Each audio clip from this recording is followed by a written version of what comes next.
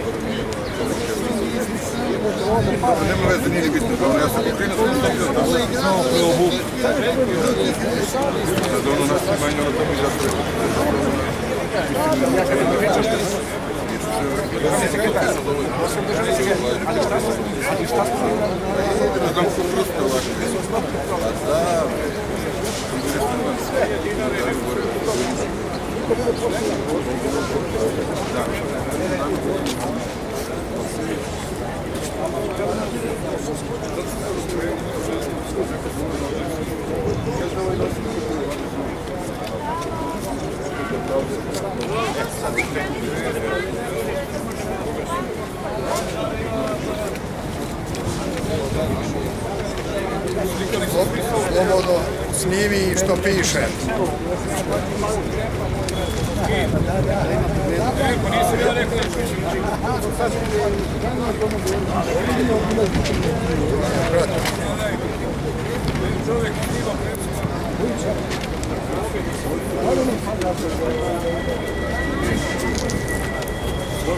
Dakle, ove fotografije govore sve, to su ljudi koji su najviše dali za ovu otadžbinu. Sramote da njihova imena nisu napisana na spomenicima širom Srbije. To je jedan od zahteva veterana. Stvarno je sramota da porodice pojelih boraca nemaju pravo mesto da mogu da toliko utole svoju tugu i odaju poštovanje na spomen obeležjima sa imenima tamo gde su zabeleženi njihovi najmiliji.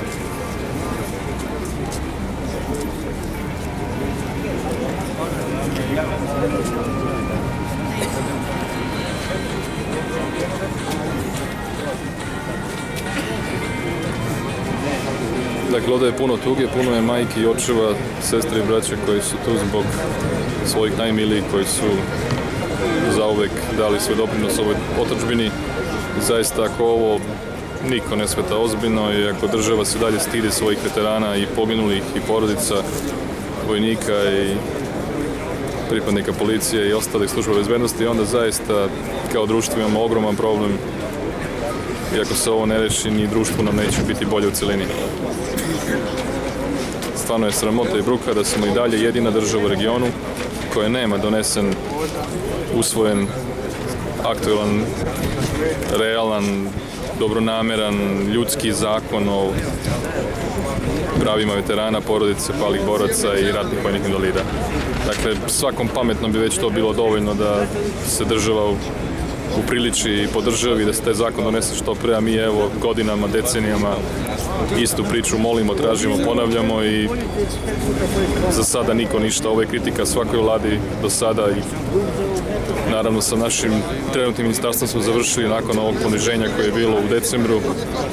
Nadamo se da će aktuelni premijer izaći u susret, a naravno zavisno od odgovora koje bude imao on, imat ćemo i mi dalje na protestu koji ćemo organizovati, vjerojatno će prvi biti 24. marta. A ovo je dobro za nas, za narod. Ne bi trebale ove majke, očevi i ove slike da ostanu samo fotografije, ovo bi trebalo da se čuje, da se ispoštuje i da kao nacija svi krenemo napred u jednu normalniju, sređeniju budućnost.